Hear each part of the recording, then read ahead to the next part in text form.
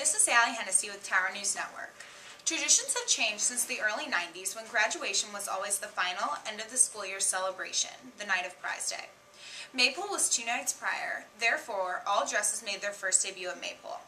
Contrary to the traditional cap and gown at many schools around St. Louis, the tradition of the white dress has been around for a very long time and symbolizes purity. Prior to the science wing being expanded and built, graduation took place in the back bowl.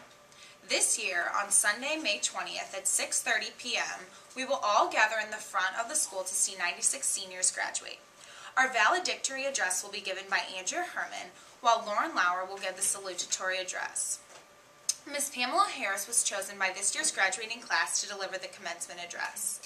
During the ceremony, Mr. Lonnie will read the names while Sister Norman, assisted by Mrs. Richardson, distributes the diplomas. In the event of rain, the event will be moved indoors and the location is still unknown due to the large class size. Claire, are these the platforms, the beginning of putting up for the platforms for graduation? Yes, they are. It looks like this is probably just the first half, but there's going to be a lot more. We have a big class this year. So Claire, are you at all apprehensive about graduation? And do you know that, of course, it's all going to be right here in front of the school? I think it's going to be very, very pretty. I'm hoping for great weather because, unfortunately, our class is really big and it might be hard to squeeze us all in the chapel. So we're praying and hoping for beautiful weather, but we'll see how it goes. So Claire, we'll transform the whole front of the school. And the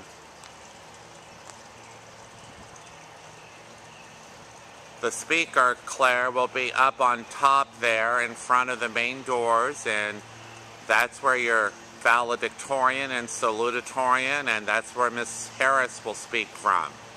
Yes. And on each side, eventually, we'll put up the platforms for graduation. I'm really excited for graduation. It'll be kind of sad and happy at the same time, but it'll be very nice to gather together one last time and be with everyone. I just hope it's outside. I'm excited for graduation. I know I'm going to cry though because I love my class and I miss everyone, but it's great that we're all going to be together and singing Lean On Me because that's our favorite song. I'm excited. I think it's going to be really fun. I hope it's outside. If it's inside, I'm going to be really mad.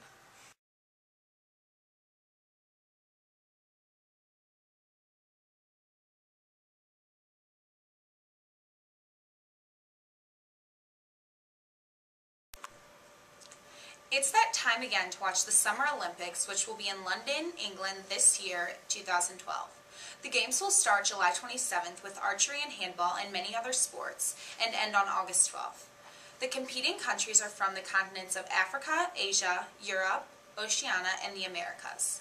Officially, there are 26 medal sports on the Olympic program for the 2012 London Games, with 39 associated disciplines. This year, however, softball and baseball were cut from the Olympic program. London will become the first city to officially host the modern Olympic Games 3 times, once in 1908 and again in 1948. The 2012 Summer Olympic spinning results were as follows: London, Paris, Madrid, New York City, and Moscow. London, of course, won the bid. The majority of venues have been divided into 3 zones within Greater London: the Olympic Zone, the River Zone, and the Central Zone. The estimated budget to cover the building of the venues and the infrastructure of the Games is about $5.3 billion. There is also a total of 8 million volunteer hours. Approximately 4,700 medals for the Olympic Games are produced by the Royal Mint. It was confirmed in February that Queen Elizabeth II and Prince Philip will officially open the Games. 2008 Villa graduate Taylor Costas will be working for NBC this summer in London. This will be a fun event to watch this summer, and we wish the best of luck to all participants. This is Allie with Tower News Network. After a year full of stress and worries, the May 1st deadline is finally passed, and all of the seniors at Ville du Chêne have now decided where they are going to college. The class of 2012 is committed to go to colleges all over the United States and beyond, and are now excitedly filling out dorm applications and course schedules. I spoke with Miss Murray, one of Villa's 2 college counselors, about the seniors' college decisions and her opinion on them. Let's see what Miss Murray has to say. How do you feel about the graduating class of 2012? I think this class has has tremendous potential. I think they're headed to schools all over the country and actually abroad. And I think these students are destined to have some great success in the places where they go. That's really cool. So on average, like how many students did you help this year? Well, there were 96 students in the class, so Mrs. Dickerson and I each worked with about 48. That's awesome. And so what are some of the colleges, what are like some of the areas, you said that someone's going out of the United States, like where are some of the students going for college? Well, internationally, one of our students is going to Denmark. The students are going all over the country, to California, to Florida, to Massachusetts, to Pennsylvania, to Texas, to Wisconsin, literally all over the country. That's awesome. So did most of the kids get into their first choice? I think a lot of students got into their first choice. I think they're very happy about it, and I think everyone certainly has a number of great options. That's awesome. So when you're starting to look at the college process, what are some of the criteria that you look at to try to match a student with a college that would fit them? Well, I ask a student if there's a particular part of the country that they're interested in, if they have a particular major, and most students, when they are juniors, don't have a specific major in mind. There are some that do, but for those who don't, that's perfectly fine. I ask if they're interested in a particular climate. Do they want beach? Do they want mountains? Do they want warm or cold? I ask if they're looking for a particular size, which is a very relative term. Those are the main things that I'm looking for with fit. That's really interesting. Thank you so much. You're so welcome. Have a good day. Thanks. It's always inspiring to hear about the graduating class and how their hard work has finally paid off. With senior year rapidly approaching, I know that many of us in the class of 2013 are beginning to look for potential colleges as our lives unfold ahead of us, and these graduating seniors serve as a great example for us. Thank you. This is Kim Throw for Tower News Network.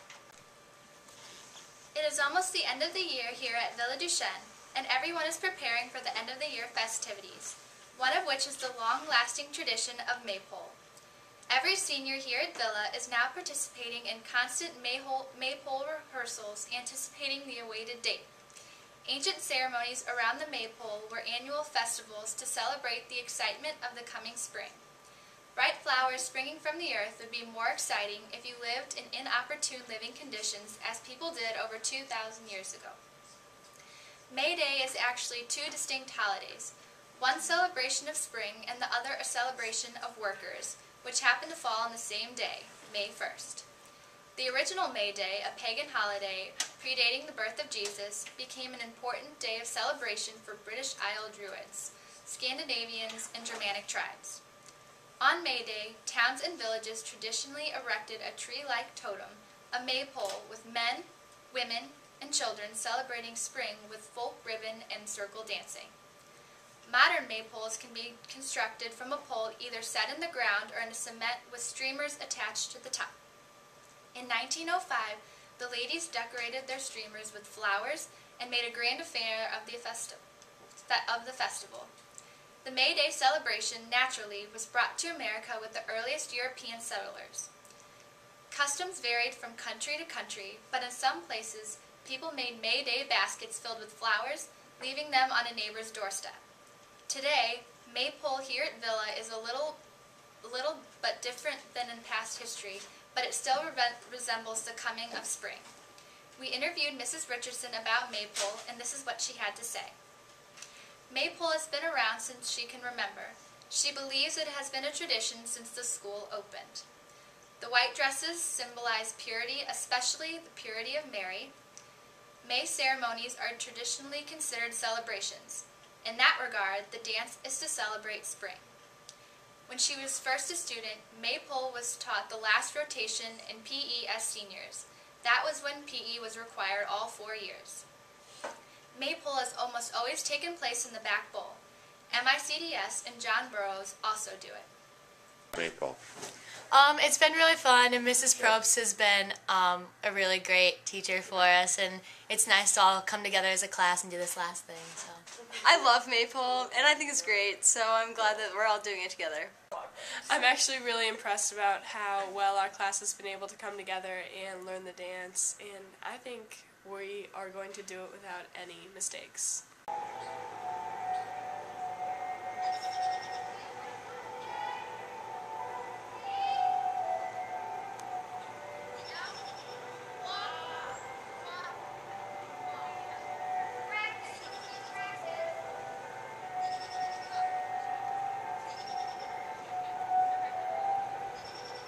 This spring, the Villa sports teams have succeeded beyond expectations.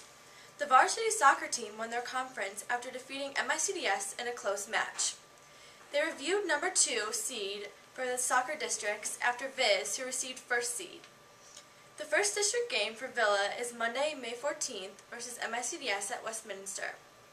The varsity lacrosse team finished their regular season with 12 wins and 4 losses. They had their first district game Saturday, May 12th versus Webster at Clayton. Villa dominated Webster 13-1 to move on to the next game versus Ladue on Tuesday, May 15th at Burroughs.